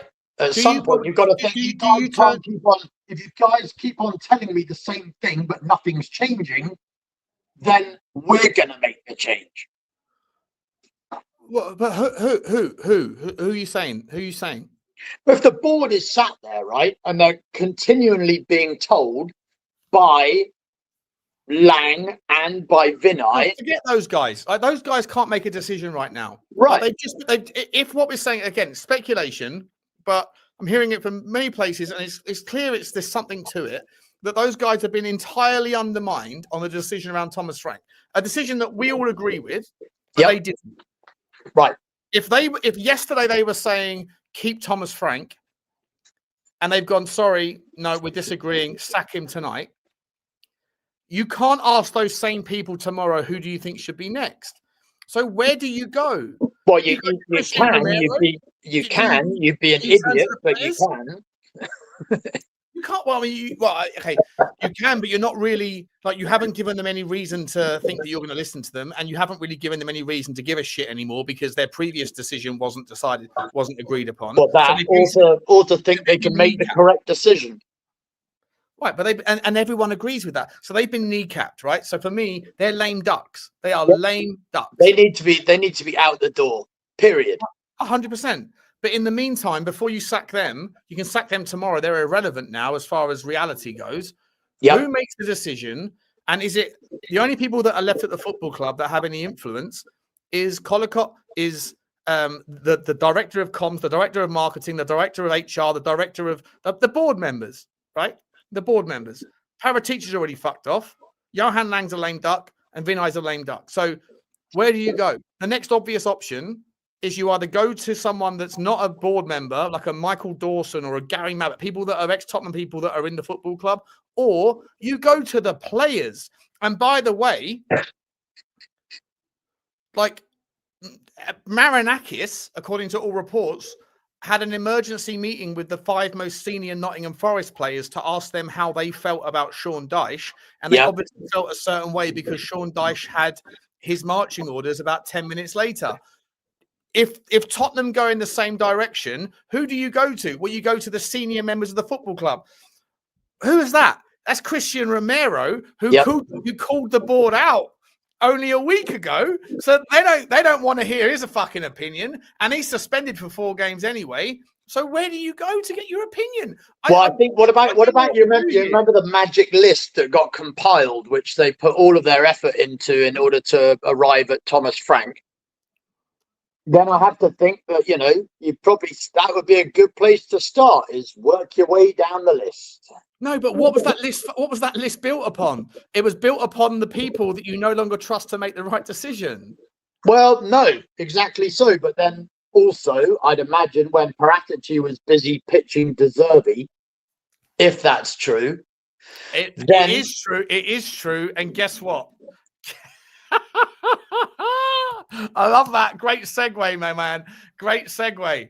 Let's have a little look-see. Let's have a little look-see right now at who happens to be top of the market to join Tottenham Hotspur next. By the way, did you see with the Forest thing that no sooner have they fired Dice, they brought in Vitor Pereira. Yeah, Vitor Pereira. Yeah. Because he managed he managed Olympiacos for Marinakis before. Yeah, but if people are forgetting, Vitor Pereira was in charge of Wolves last season, and he signed a new contract. Yeah, he's he's 7 days before he got sacked. He got a 3-year deal 7 days before he got sacked. Yeah, genius. You want his agent? Him. You want his agent? If Tottenham Hotspur hire Robert De Zerbi, mate, it'll be absolute carnage. It will be carnage. It'll be absolute carnage. Right, it'd be absolute carnage. The obvious answer is just to give it to Heitinger to the end of the season, right, and hope that we. But this club is in such a mess right now that I genuinely think that relegation is the most likely candidate for outcomes because no one's got a fucking clue what's going on. But if we do hire Robert De Zerbi as manager, then isn't that vindication of Thomas Paratici was right in the first place? Well, yeah, but I don't think that's a revelation to anyone, is it? No, would you bring him back? Well, you can't. He's gone to Fiorentina. Fiorentina are going to get relegated, mate. So do you bring him back? Well, I don't know, but I mean, you've burnt those bridges, haven't you? Paratici will go where the money is, my man. The guy's a crook. Let's be honest. Well, that might be so. Allegedly. Yeah. But I mean, at least he holds some sort of gravitas and, he has like some sort of resume of success. Whereas Johan Lang, as far as I can tell, everywhere he's been, he's, left flaming freaking pile of shit behind him. I hear you on that. I'm just saying that. However, I still don't know how Johan Lang ever got employed at Spurs. I'm guessing because he was like bargain basement, cheap as chips. That would be my guess. I don't know. But how the hell he ever got the gig is frightening. The same source that told me about the chairman's dinner thing yesterday. Apparently he was, there was lots of conversations happening. Lots of people were talking to lots of people and Johan Lang just sits there like a mannequin. Yeah, I don't understand how that role, when you're trying to recruit players, even if you want to put it down that he's, just going to be responsible for recruiting the youngsters, surely you still need someone that, that has some sort of charisma that can go and, like schmoozeroo to get kids and persuade the parents that, Tottenham's the right environment for them and so on.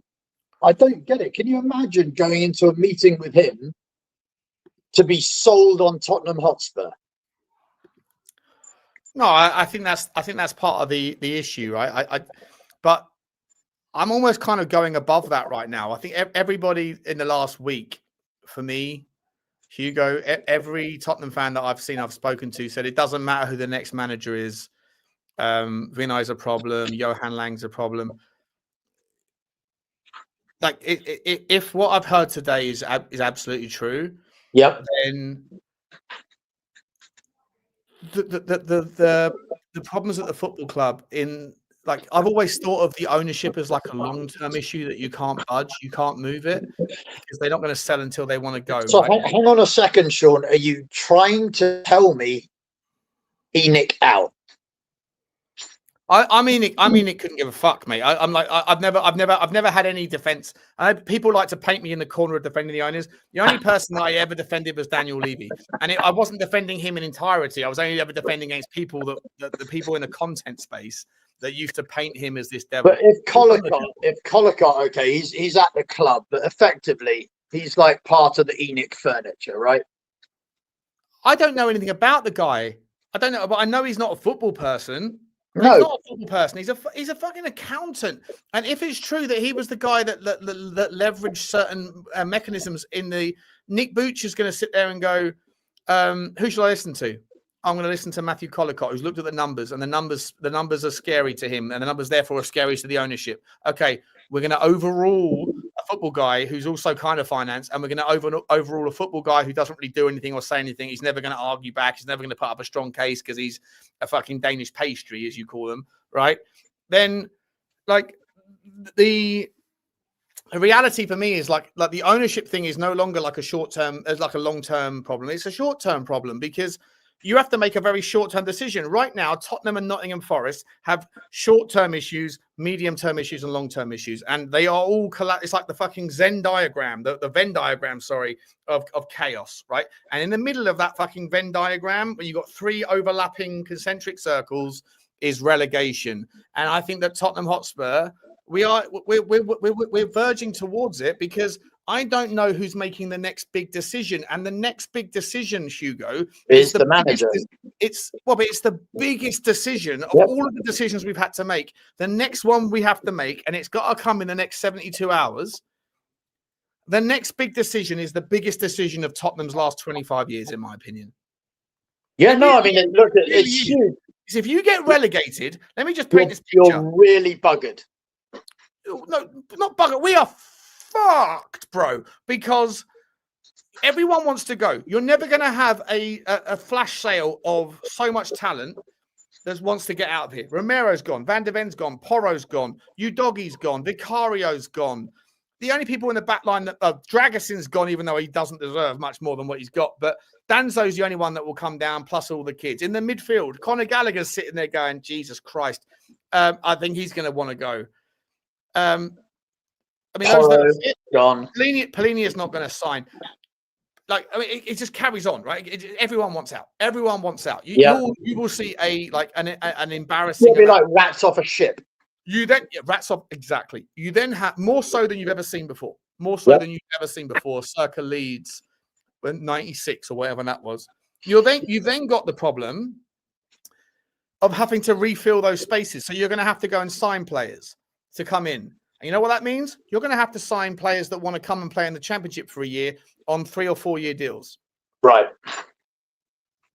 Yeah, no, mate, you're going to have 25% attendances.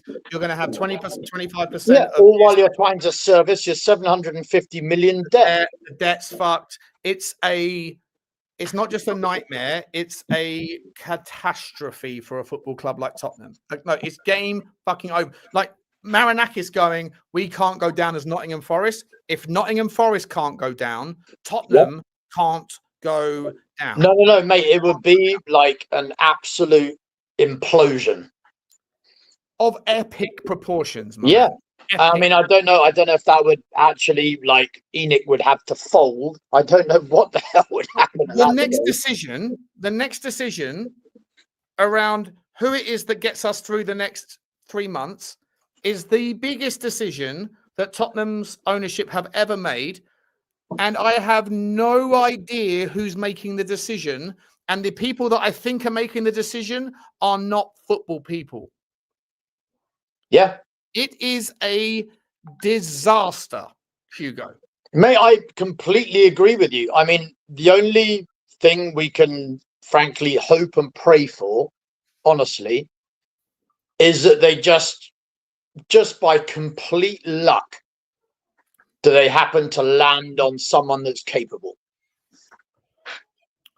Just by complete luck. Because unless If we are literally relying on Lady Luck to save us, given our injury crisis this year, for those of you that tell me that it's not the artificial pitch and the reason why we have such a disproportionately high amount of injuries is just bad fortune, then if we're literally if we're relying on Lady Luck, she hasn't exactly helped us out with our injuries. May I also have a very sneaking suspicion that come the North London derby, I have a sneaking suspicion there might be 1 or 2 players who, you know, were deemed to be further out with their timelines. You know? Have you seen that? Have you seen that I think it's the Romanian manager who's running on the pitch, a fat guy who's running on the pitch with his little legs, right? When he gets the promotion, people going Decky at the noise of. But all jokes aside, like, you know, if you're injured and you're still being paid, you know, who wants to come back, right, to get their asses handed to them in like bad vibes? You hate the manager, you hate the tactics. If you suddenly, you know, have someone in place that you'd be like, all right, yeah, he's pretty competent. I can, you know, I could, do myself a bit of that. So who's going to come in and motivate? Because I agree with you generally, right? Like half of the reason why you get a new manager bounce, it's not really the new manager, it's the fact that the other players that gave it's getting more out of what you've got. Yeah. They're just going to naturally regress to the chart. Oh, we've got a fresh opportunity. But that doesn't really land for me with temporary managers.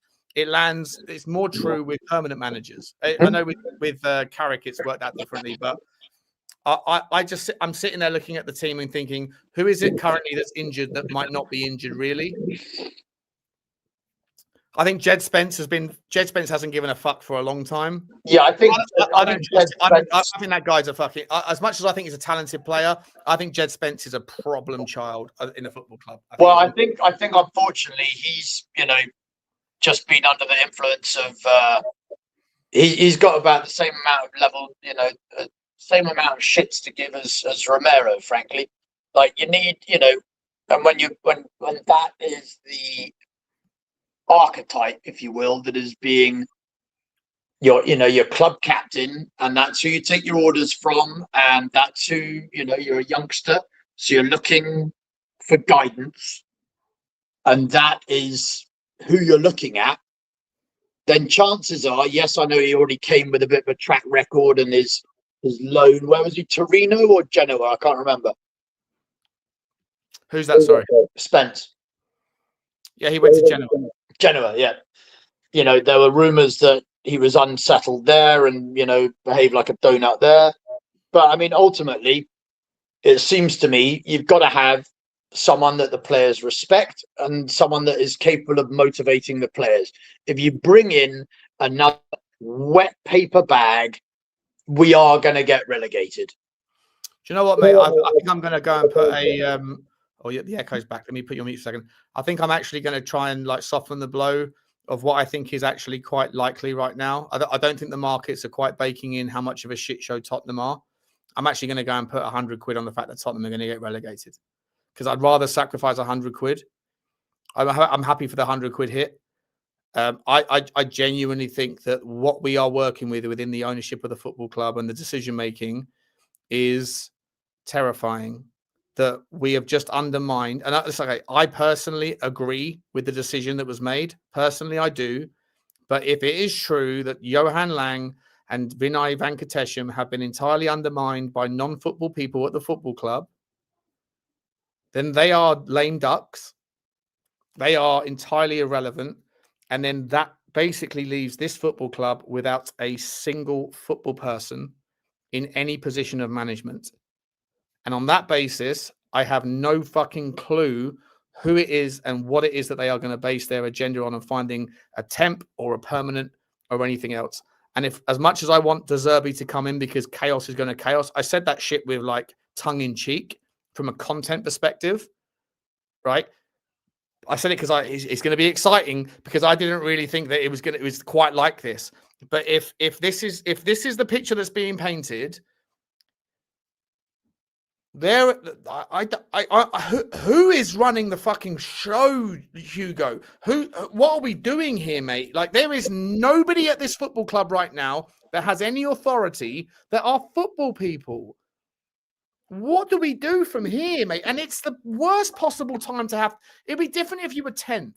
You go, fuck it. Right, we'll bring someone in. It's fine. We'll wait until the summer. We'll get the boys back. We'll figure it out. I mean, what they should do. It's like we're playing Russian roulette with our own fucking football club. What they should do is they should gather up the Spurs legends, a bunch of them, sit them down and be like, guys.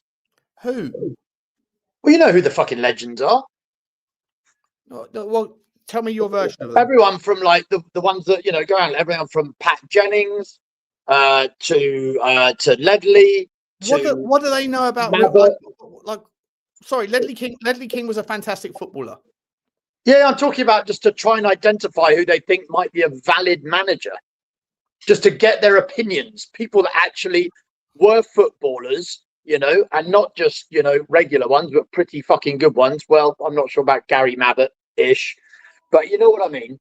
Right, just to gauge, from a football... I think you might be right about David Pleat, by the way, Hugo. As long as he's, I didn't know he's in hospital, right? If he's okay, I and didn't it was either. his routine, He's a legend, and he's still got his finger. He's still got his finger on the pulse on football. Harry Redknapp, I'm not sure about. Right, I'm really not. No, I'm talking about our club legends, the guys that go round, like the H Club, the ones that are like the actual like club ambassadors. Don't you think that if those guys had value to add in the conversation, that would have been like, I've worked in businesses where people that were like, super low level in the initial instance, I speak to them and I'm like, what's going on? How I speak to them in the toilet, I speak to them in the kitchen, and then they just talk to me and they impress me. And I go, oh, fucking hell, what do you do? What's your role? Oh, I'm just the guy who's an assistant to this fucking idiot or whatever. And I'm like, okay, underutilized. Yeah. Come and speak to me. I want to hear more about your ideas. And then a week later, I'm like, give this guy a fucking promotion. He knows more about what's going on than, you know what I mean? But do you not think that if like Ledley King and Michael Dawson, do you not think if they had better ideas than where they're at, that they would have already been promoted to represent that? Or do you not think that's the case? No, I don't think so. I'm not sure that honestly, I'm not even sure that our owners would be intelligent enough to think, I wonder if we have an untapped resource here where we could actually get some proper football knowledge from people that have played the game at the highest level, and I wonder if we could actually get their perspective, seeing as they're not in the midst of it right now, so they hopefully could see the wood for the trees. Maybe we should look, and bearing in mind that they're there at most games, they have their, they're out and about with the fans often, like here, there, and everywhere, socializing, shaking hands, discussing about the state of the club with those fans and so on. So not only are they mixing their own immediate football knowledge, but they've also got a panoramic vision of what the hell the attitude is toward the club at the moment, what's going on. They watch the games. I would think that's an untapped resource which they could go, do you know what? Let's sit a bunch of you down and, get you all sitting around a table and we'll pick your brains. We've roughly identified the following X amount of people. Who do you think should come in and why? Yeah. I would think that would be an intelligent idea of being able to actually get people in who bleed Tottenham and who actually give a shit. Trust me when I tell you, those legends don't want the embarrassment of seeing Spurs relegated either. Yeah, I'm just not sure. I'm just not sure that they are the. I'm not sure that they are the experts in the room. Like I say, Why? I feel like just because you played football doesn't mean that you know football management, right? It doesn't know that you know what's next. I hear what you're saying. I'm not saying it's a disastrous concept. Okay, I haven't even. I'm not talking about the permanent manager. I'm talking about your interim. I hear you on that. I'm just saying that. What does Michael Dawson know about De Zerbi? He's never played with him. He's never played for him. He's never played against him. Just because you happen to play football 15 years ago doesn't mean that you know football today. The same logic applies for Michael Dawson's also sat in like Sky Sports and they've interviewed De Zerbi. Cool. He's been in. He's not like he's completely unplugged from the modern game. Sure. No, listen, I'm not saying you're wrong. I'm just saying if you're in a landscape where you've those people that say that Harry Redknapp's too old because the game has moved on. Yeah, 78. It's a fair concern, right? I'm saying if your options are zero football knowledge versus well, they might do, or there might be some commonalities. There might be. I'm not saying you're wrong about it. No. Mate, it's just so me scared right now. Maybe I'm at paralysis through analysis. Mate, it's me plucking a random idea, or I'm just saying, do you know what? Yeah, of course. You've got an in-house untapped resource of people that actually give a shit, who have been there, done that, got the t-shirt. Yes, obviously your Pat Jenningses are older and from a different era, right? But you've also got, quite a lot of players that, still do have an idea about the modern game. And maybe your older statesmen of that generation, probably like your Gary Mabbotts, right? That kind of level. But you still then do have other players that have been around. I mean, Ledley was on the coaching staff not so long ago, wasn't he? In the last, Mason interim situation. He was. So He was. Yeah. I'm not advocating for him to, be the interim. By the way, I'm just saying that at least he has his finger on the pulse as to what's involved in trying to get an interim in that can get a response out of the players. And you've got, your likes of your Michael Dawson's who, been in the whole pundit gig, while he might not have played with De Zerbi or, for De Zerbi, what he has done is, at least I'm sure he's probably interviewed De Zerbi or at least been privy to people that have done. I'm just saying, make use of what you've got. If the options are 0 versus that, Does it need to come within from my argument is just like, I always think the cream rises, right? I always think the cream rises. So when people say Gary Mabbott, bring Gary Mabbott back, right? He's a Tottenham guy. He understands Tottenham.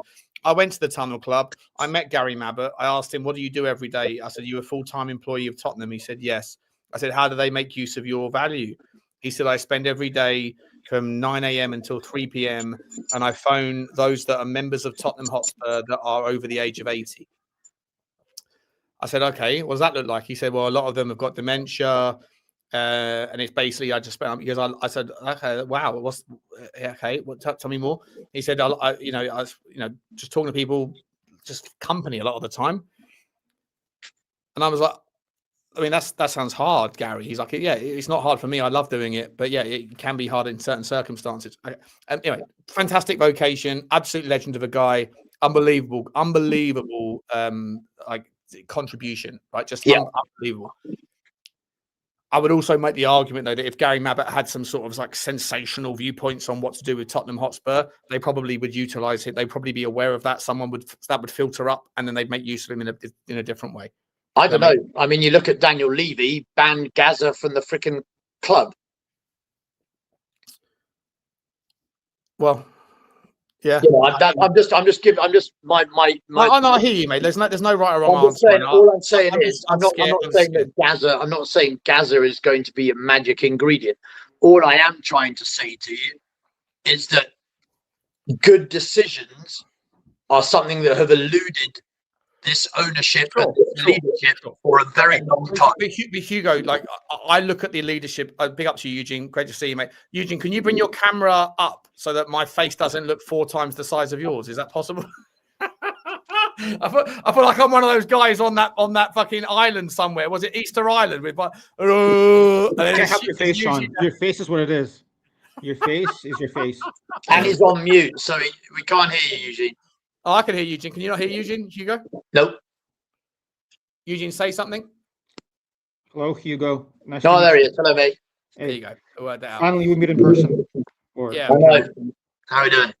We might have echo problems, but just quickly, what I was going to say was, I don't agree with the decision making of the board, and so let's not. But I also don't agree with the giving over of the decision making of where we go next to people like Michael Dawson, Gary Mabbott. No, we're not giving the decision making. I'm just saying that if you wanted to get at least a modicum of footballing knowledge or have access to a modicum of footballing knowledge, then at least use your in-house resources. That's all. Yeah, I agree. I'm just not sure that that's for me. Like, I listen. If you could go and find a way to get, you're not going to be able to do any of this shit until the summer, by the way. But for me, like, you go and get Ralph Rangnick into the football club. Yeah. And you say, you've got a plan. Can I hear your plan for Tottenham Hotspur? He's the sort of guy I would trust to figure it out. Right? Yeah, I'm just talking about our solution for 72 hours from now. Well, and that's the biggest decision that Tottenham Hotspur's current owners have ever made as owners of Tottenham Hotspur. We have never been closer to relegation than we are right now. And this is the biggest decision ever. And yet their most recent decision went against the whims and the wishes of the people that are employed within the boardroom to make the footballing decisions. And that, to me, is terrifying. Eugene, where are you at with this one, my man? I don't want to go on a tangent, but what's the kind of the specifics you guys are talking about. I don't want to completely. I have so many thoughts in my head, so I don't want to take it. Okay. You haven't been listening to a word. Have you been watching the show before you dialed in? For a few minutes. Okay. I was about to end off, and then I thought Eugene had so much to say that he wants to come in. Eugene, the conversation is that the people that are making this. Love your honesty. The people that decided to sack Thomas Frank were not Vinay and were not Johan Lang. They wanted to back him, and the other people that are not footballing people overruled him. Matthew Collicott is what I've heard, and it also came up to Nick Butcher and the Lewis children. So they said, "What do you think? What do you think, footballing guy Vinay? What do you think, footballing guy Johan?" And they said, "Stick with the plan," and they said no, which basically makes our footballing department of the directorship null and void. They're lame ducks. So who do you go to now? If you didn't trust them on the decision to keep the manager or to sack the manager, you can't really go with them for the decision of who's next. So who is it that's making the decision, and how do they make their decision? And the next decision that they make is the biggest decision that they've ever made at Tottenham Hotspur. I mean, honestly, to me, that's not a surprise. We talked about Levy, but at least we knew he was the figurehead. He wasn't afraid to make tough decisions. Now it seems like the board or whoever else are making all the decisions. And whenever there are many chiefs, it means there are no chiefs. It's obvious with Vinay and Lang, they didn't want to admit their mistake of hiring Frank. And Lang, like when the report came out that he was the one asking for Frank to be sacked, I laughed out loud because he's got some nerve. He should be the first one to go. But to me, that, Vinay, obviously, he has no power. I'm not even sure if he's a football guy, because in Arsenal, he didn't really manage specific football matters, right? He was more of a PR person. So I have no idea how much impact he has on footballing matters. With Lang, again, he's a lame duck, but again, we've seen this before. Without Daniel Levy, whatever you say about him, again, like I said, he made tough decisions. Now there's a board, and I have no idea who is the final decision maker. Is it the Viv? Is it the kids? Is it Charrington? Is it a democracy where they sit down in a boardroom and vote? I have no clue. And we still, before, Levy wasn't a football guy making footballing decision. Now there's a board or a number of people who are not footballing people who are making footballing decision. It's obvious that Lang was brought in just to scout, and that's it, And Vinay, I have no idea what Vinay does. He might be like Mon. He's just there to do PR and whatever else. So I'm not shocked. I'm not surprised. It is where it is. Until we hire one person, like a figurehead, a DOF or a CEO with some power, who can actually come out and say, I'm the guy who's responsible. Anything happens with the club, you talk to me. It's my responsibility. Nothing is going to change. And right now, it's just too many cooks. When I heard people say, oh, now Charrington is there, things are going to change. Now this is there, things are going to change. Nothing changes, mate. It's all the same. It's all the same thing. We don't have anybody who can make tough decisions, who's in charge. It's a combination of people. And in any company, when there is not a single person making a decision, it's going to fail. So, and I'm not sure why you guys are surprised, Sean. I don't know why you're surprised by what came out. To me, no, I'm surprised by the fact that they were overruled. I'm glad that they were overruled, in as much as I think that they were making the wrong decision. I think that Vinay's made a series of bad decisions, but I'm surprised by the fact that it's not the result you're surprised about; it's the method that was used to get there. But it's PR, right? It's just more scary. Like I say, I don't want to go over this again, but just generally speaking, I think it's terrifying that Tottenham are 5 points off of relegation, and we have no view in sight where the next win is coming from. We've got Arsenal coming up next. It's a nightmare. If West Ham can find a way, and they are resurgent right now, if they can find a way to get points off of Liverpool, then we could be in a real bad situation before we have our next game. And even then, We have like a couple of games that we might be able to win against win situations, but every single week, more players are falling. Like I had this conversation 2 weeks ago. Is it more likely that we're going to have more players available or fewer players available by the time we play next? And the answer was fewer. And guess what? Odebear's now out until fucking December next year. It's mental. It's mental.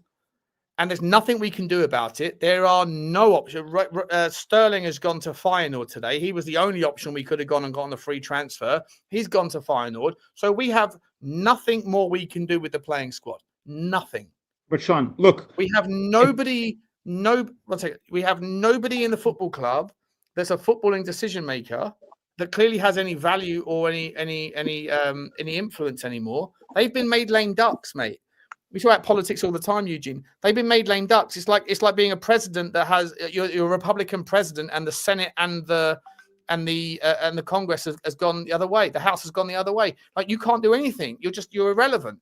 And I think that our football club right now is irrelevant in their ability to make sensible, logical decisions, because the footballing people are no longer trusted correctly. By the way, I'm glad they made the decision they have.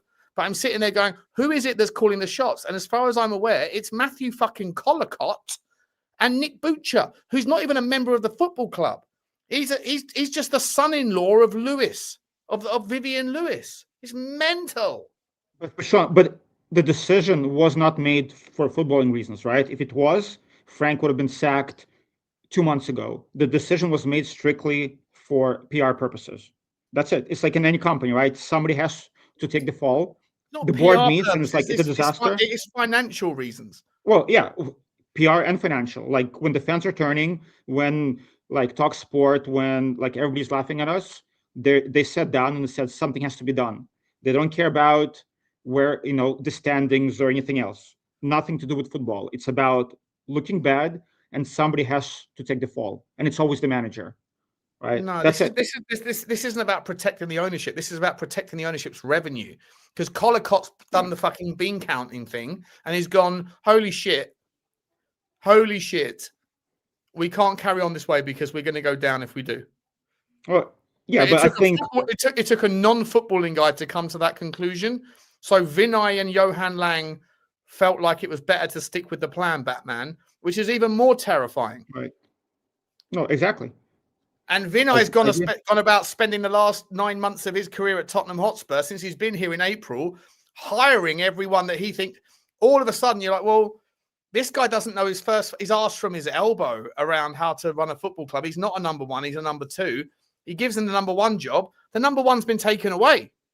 He was overruled. He's been overruled, and so has Johan Lang. And you know who's the favourite to take over the football club? Is De Zerbi. And De Zerbi was the guy that Paratici wanted before we hired Thomas Frank. And Paratici's fucked off because they didn't listen to him. Yeah. And it's a shambles, bro. And what Ange said in his interview, you can say, oh, he's bitter, but the pattern is clear. The pattern is there, right? They hire figureheads, and we thought, oh, it's Levy. But that's just the way the club works, the ownership. They hire figureheads who don't know much about football, and the people who do are just there, to take the fall eventually. Like, I'm not shocked. To me, it's not surprising whatsoever. I'd be surprised if it'd be the other way around. I was surprised when news came out that Lang was the one who wanted to sack Frank and they listened to him. To me, that was more surprising, personally. All right, listen, guys, we've been going for nearly 2 hours. It's about time to round off. Hugo, final thoughts, my man. Eugene, thanks for joining late, buddy. But we got to run. I've got a show again in 2.5 hours, and I need to. I promise I'm going to listen to this whole show, Sean, and in the chat, I'll post my exact thoughts on what was said. Love you, mate. Hugo, final thoughts, my man. Other than the fact I've got to take the dogs out, it's pretty simple, really. As you readily identified, the next decision they make is probably the most important decision of their entire ownership. And we've just, between a wing and a prayer, and hopefully that they've got people that we don't know about that can, be giving them good advice. We've just got to hope that the next person they be in, whether they decide to make it an interim appointment or a permanent appointment, is going to be the right one. Yeah. And it's absolutely petrifying. The fact that we are even having to have this conversation. It's one thing to have to sack a manager. For Tottenham Hotspur to genuinely be anywhere contemplating relegation. I mean, even last year, it was like 13 points. It wasn't dangerous, right? But this year it's very real, and it just shows the gross ineptitude, the amount of people that have been hired that are substandard for so long. It's not just the playing staff, it's across the entire organization, which is, if you pay peanuts, Sean, what do you get? Monkeys. That's the one, you racist.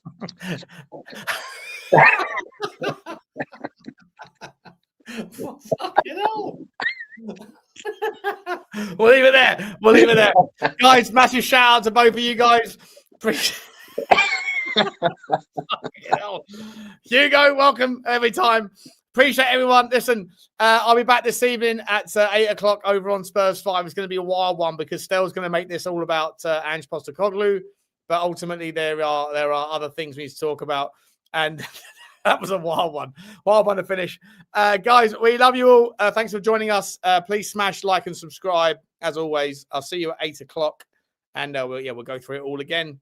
I'm gonna speak less though, unless Stel winds me up. But anyway, guys, we'll see you over there. Take care. Bye. Thanks everyone. Bye.